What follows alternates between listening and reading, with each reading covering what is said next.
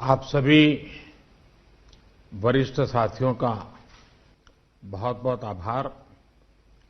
इस चर्चा में आपने जो विचार व्यक्त किए, जो सुझाव दिए, मैं समझता हूं ये बहुत ही महत्वपूर्ण है। वैक्सीन को लेकर जो विश्वास इस चर्चा में नजर आया है, वो कोरोना के खिलाफ देश की लड़ाई को और मजबूत करेगा। यहां जो प्रेजेंटेशन हुआ, उसमें भी विस्तार से ये बताया गया कि कितने दिनों से प्रयास चल रहे हैं, क्या क्या चल रहे हैं, अब कहां पहुंचे हैं और किस मजबूती से हम आगे बढ़ रहे हैं। साथियों, इस बारे में बीते दिनों में मेरी सभी राज्यों के मुख्यमंत्रियों से भी लंबी बात हुई थी। टीकाकरण को लेकर राज्य सरकारों के अनेक सुझाव भी मिले थे। कुछ दिन पहले मेरी मेड इन इंडिया वैक्सीन बनाने का जो प्रयास कर रही वैज्ञानिक टीमें हैं, काफी देर तक उनसे बहुत ही सार्थक मेरी बातचीत हुई है।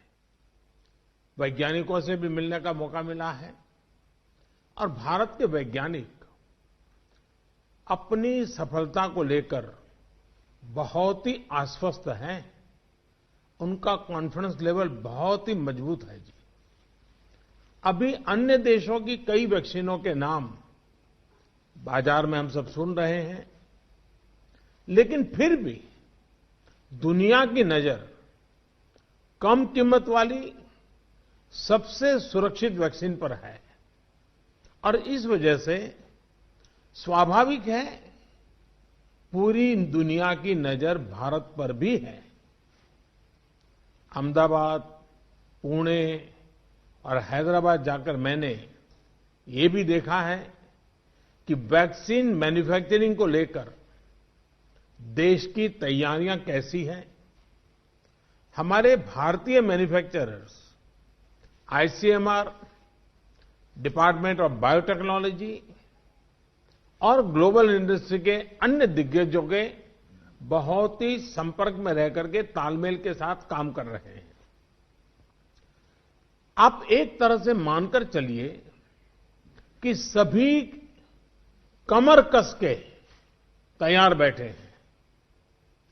करीब करीब 8 ऐसी संभावित वैक्सीन है जो ट्रायल के अलग अलग चरण में और जिनकी मैन्युफैक्चरिंग भारत में ही होनी है।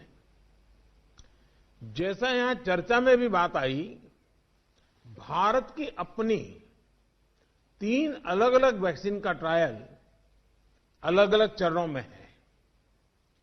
एक्सपर्ट्स ये मानकर चल रहे हैं कि अब कोरोना की वैक्सीन के लिए बहुत ज्यादा इंतजार नहीं करना पड़ेगा। माना जा रहा है कि अगले कुछ हफ्तों में कोरोना की वैक्सीन तैयार हो जाएगी। जैसे ही वैज्ञानिकों की हरी झंडी मिलेगी, भारत में टीकाकरण अभियान शुरू कर दिया जाएगा। टीकाकरण के पहले चरण में किसे वैक्सीन लगेगी, इसे लेकर भी केंद्र सरकार राज्य सरकारों से मिले सुझावों के आधार पर काम कर रही है। इसमें प्राथमिकता कोरोना के मरीजों के इलाज में जुटे health care workers, frontline workers और जो पहले से गंभीर बीमारियों से जूझ रहे हैं, वैसे बुजुर्ग लोगों को दी जाएगी। साथियों, वैक्सीन के डिस्ट्रीब्यूशन को लेकर भी केंद्र और राज्य सरकार की टीमें मिलकर के काम कर रही हैं। भारत के पास वैक्सीन डिस्ट्रीब्यूशन एक्सपर्टाइज और कैपेसिटी भी है। दुनिया के अन्य देशों के मुकाबले इस क्षेत्र में हम बहुत बेहतर हैं। हमारे पास टीकाकरण के लिए दुनिया का बहुत बड़ा और अनुभवी नेटवर्क भी मौजूद है। इसका पूरा लाभ उठाया जाएगा। जो कुछ अतिरिक्त कोल्ड चेन इक्विपमेंट, अन्य लॉजिस्टिक की जरूरत पड़ेगी, राज्य सरकारों की मदद से उसका भी आकलन हो रहा है। कोल्ड चेन को और मजबूत करने के लिए भी साथ ही साथ अनेक नए प्रकल्प भी चल रहे हैं, कई और नए प्रयास भी चल रहे हैं। भारत ने एक विशेष सॉफ्टवेयर भी बनाया है, कोविन, जिसमें कोरोना वैक्सीन के लाभार्थी वैक्सीन के उपलब्ध स्टॉक और स्टोरेज से जुड़ी रियल टाइम इंफॉर्मेशन रहेगी। भारत में कोरोना वैक्सीन की रिसर्च से जुड़े दायित्व के लिए विशेष टास्क फोर्स का गठन किया गया था और वैक्सीन से जुड़े अभियान का दायित्व नेशनल एक्सपर्ट ग्रुप को दिया गया है। इसमें टेक्निकल एक्सपर्ट्स हैं, केंद्र सरकार के संबंधित मंत्रालयों और विभागों के अधिकारी हैं, प्रत्येक जोन के हिसाब से राज्य सरकारों के भी प्रतिनिधि हैं।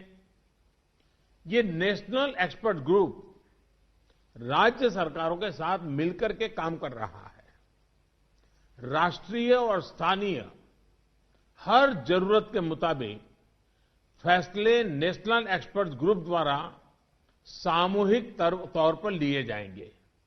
साथियों, वैक्सीन की कीमत कितनी होगी, इसे लेकर भी सवाल स्वाभाविक है।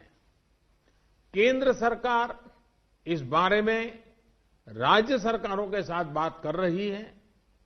वैक्सीन की कीमत को लेकर फैसला जन स्वास्थ्य को सर्वोच्च प्राथमिकता देते हुए किया जाएगा और राज्य सरकारों की इसमें पूरी सहभागिता होगी। साथियों, एक राष्ट्र के रूप में भारत ने जो फैसले लिए, जिस प्रकार भारत ने तेजी से वैज्ञानिक तरीकों को अपनाया, उसका परिणाम आज दिख रहा है।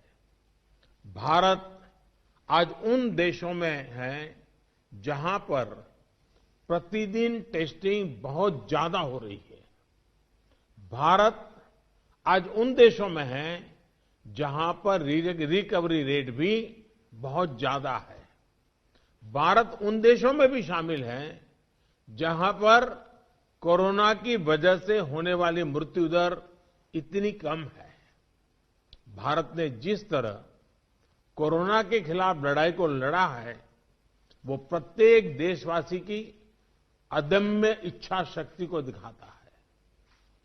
विकसित देशों, अच्छे मेडिकल इंफ्रास्ट्रक्चर वाले देशों की तुलना में भी भारत ने इस लड़ाई को कहीं बेहतर तरीके से लड़ा है और अपने ज्यादा से ज्यादा नागरिकों की जान बचाई है। हम भारतीयों का संयम, हम भारतीयों का साहस, हम भारतीयों का सामर्थ्य इस पूरी लड़ाई के दौरान अतुलनीय रहा है, अभूतपूर्व रहा है। हमने सिर्फ अपने ही नागरिकों की चिंता नहीं की, बल्कि हमारे देशों के नागरिकों को भी बचाने का हर प्रयास, अन्य देशों के साथ मदद करने का भी काम, हर संभव प्रयास किया गया। साथियों, फरवरी मार्च की आशंकाओं भरे, डर भरे माहौल से लेकर आज दिसंबर के विश्वास और उम्मीदों भरे वातावरण के बीच भारत ने बहुत लंबी यात्रा तय की है। अब जब हम वैक्सीन के मुहाने पर खड़े हैं, तो वही जनभागीदारी, वही साइंटिफिक अप्रोच, वही सहयोग आगे भी बहुत जरूरी है। आप सभी अनुभवी साथियों के सुझाव भी समय समय पर भी इसमें प्रभावी भूमिका निभाएंगे। आप सभी जानते हैं कि जब भी इतना व्यापक टीकाकरण अभियान चलता है तो अनेक प्रकार की अफवाहें भी समाज में फैलाई जाती हैं। ये अफवाहें जनहित और राष्ट्रहित दोनों के विरुद्ध होती हैं। इसलिए हम सभी दलों का ये दायित्व है कि देश के नागरिकों को ज्यादा से ज्यादा जागरूक करें, उन्हें किसी भी अफवाह में बचाएं। इसके साथ ही हम जानते हैं दुनिया में जिस प्रकार से कर्व बदल रहा है और चित्र कहां से कहां जाएगा कोई कह नहीं सकता है।